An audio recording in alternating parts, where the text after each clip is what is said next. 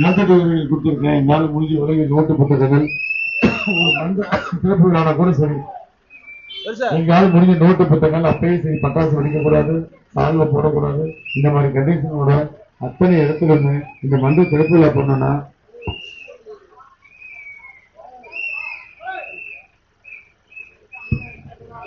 25 பேர் உறுப்பினராக இருக்கணும். ஒரு கொடி ஒன்று போடுவோம்.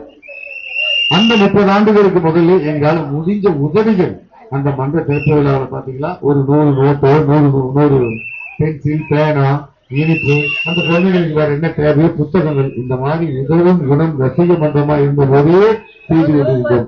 அதிலிருந்து அப்படியே நற்பணி மன்றமாக மாறினோம். நாங்கள் செய்த உதவிகள் எல்லாம் பார்த்துட்டு ஏன்னா அது பசங்க புறம் வந்தா நம்மளுக்கு பிடிச்சிருக்கு என்பதற்காக ஏதோ நம்மளுக்காக செய்யறாங்களேன்னு மன்றத்தை நற்பணி மன்றமா மாற்றி கொடுத்தாரு எங்க கழக தலைவர். அது நல்ல பணிகள் மக்களுக்காக. அரசு மோகன் குமாரமங்கல மருத்துவமனையிலே ஒவ்வொரு வருடம் எங்க கழக தலைவர் சொன்னார் என்று ஆயிரக்கணக்கான யூனிட் 1100, 1200 என்று இதுவரையும் சரி, இந்த 2004 கூட சரி, மாண்புமிகு சுகாதாரத்துறை அமைச்சர் அவர்கள் கடந்தனால் பாராட்டுகள் பெறப்பட்டு சேலம் மாவட்டத்திலேயே அதிக இரத்தான முகாம்களை ஏற்பாடு செய்தவர் நம்ம என்று ஒரு விருதுகளை கொடுத்தார். அதை தொடர்ந்து அந்த அரசு மோகன் குமாரமங்கல மருத்துவமனையில் பல்வேறு நலத்திட்ட உதவிகள், பொருளாதாரமாகட்டும் இல்ல ஒவ்வொரு தொண்டரும் அவங்க செய்யலங்கிறது எதுவுமே அந்த அளவுக்கு மக்களுக்கு உதவும் வகையில் தனக்கேற்ற வகையில் இருக்கிற காசுங்களா கம்மிங்களா இந்த 25 பேருக்கு மண்டலத்தில் எல்லாமே சேர்ந்து செய்து ஒவ்வொரு மக்களுக்கும் உதவும் விதமாக பல்வேறு நலத்திட்ட உதவிகளை வந்திருக்கும். 2011 பாத்தீங்களா, கழக தலைவர் அவர்களை வைத்து நம்ம கவர்மெண்ட்ல மிகப்பெரிய நலத்திட்ட உதவிகளை கைம்பெண்களுக்கு இதுவரைக்கும் ஆயிரக்கணக்கான கையில் மிஷினை, விலையில்லா விருந்தகம், சேலம் மாவட்டத்தில் அம்மாப்பேட்டை, கிச்சிப்பாளையம், கல்லரம்பட்டி 3 பகுதிகளில் விலையில்லா விருந்தகம். காலையில பாத்தீங்கன்னா ஏழை மக்கள் எந்த காசும் இல்லாமல் 4 இட்லி, சாம்பார், சட்னி சாப்பிடலாம். கிட்டத்தட்ட 6 ஆண்டுகள் கடந்து இதுவரைக்கும் செஞ்சுட்டு இருக்கோம். அதே மாதிரி ஜிஹெச் பகுதியில் பாத்தீங்கன்னா அங்க இருக்கிற ஏழை மருத்துவமனைக்கு மருத்துவ தலைவரும் அந்த நோயாளிகள் இருக்கிற பாத்தீங்களா, அவங்க கூட உதவிக்காக வருவார்கள். வெறும் வைக்கோட்டு இருக்கக்கூடாது என்பதற்காக 250 கிராம் வெள்ளை சாதம், சாம்பார் பொட்டலம் தினமும் 302 அந்த இடத்துல 340 கொடுத்து கொண்டிருக்கிறோம்.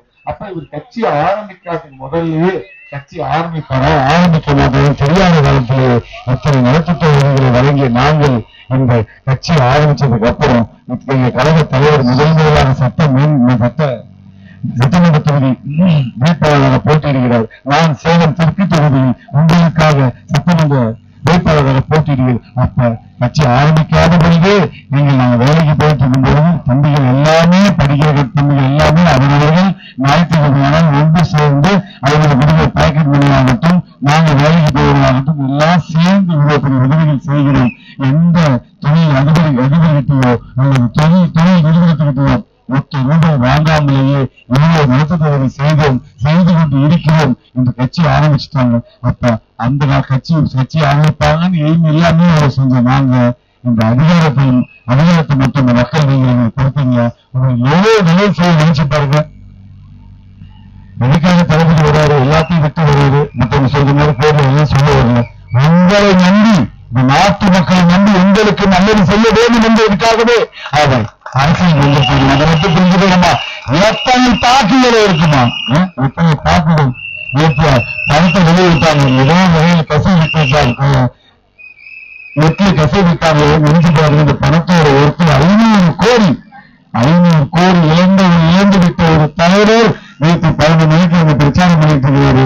எந்தவித முகத்தில் சல்லமும் இல்லை, சோகமும் இல்லை. மக்கள் தான் எனக்கு, மக்கள் தான் நம் வாழ்வேன், இனி இந்த மக்கள் தான் எல்லாமே இங்கு வந்துவிட்டார்கள். நமக்கான முதல்வர் அவர் தான்மா.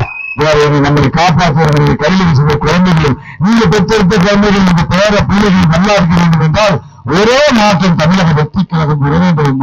படித்த இளைஞர்கள், பாமர மக்களும் அரசியல் வந்தால்தான் இந்த அரசியல் சுத்தமாகும். எல்லாமே அரசியல் வேண்டாம் வேண்டாம் வேண்டாம் வேண்டாம், அரசியல் சாப்பிடார், என் பையன் ஐஏஎஸ் படிக்கணும், ஐபிஎஸ் படிக்கணும், கலெக்டர் படிக்கணும் போனா அப்ப அரசியல் யாரெல்லாமா வருது? எல்லாமே காலம் தொட்டு பரம்பரை அரசியல் வேண்டுமா? ஒரு மாமன்ற உறுப்பினராக வேண்டுமா? ஒரு எம்எல்ஏ வேண்டுமா? அமைச்சராக வேண்டுமா? மாற வேண்டும். எல்லாருக்கும் எல்லாமே கிடைக்க வேண்டுமா? தயவு செய்து இந்த ஒரு முறை எங்கள் கோரிக்கை ஏற்று கழக தலைவரை முதலமைச்சராக்கி அதை நிறுவனத்திற்கு துறையில் நிறுவனத்திற்கும் அத்தனை சட்டமன்ற தொகுதி வேட்பாளர்கள் அதிக ஓட்டு வித்தியாசத்தில் வெற்றி பெற்று தமிழ்நாட்டு வரலாற்றிலேயே அதிக சட்டமன்ற உறுப்பினர் ஒரே முறையில் நம் கழக தலைவர் இந்த கௌரவங்கள் வாங்கியிருக்கிறது எல்லோரும் கேட்டுக்கிறோம். நன்றி.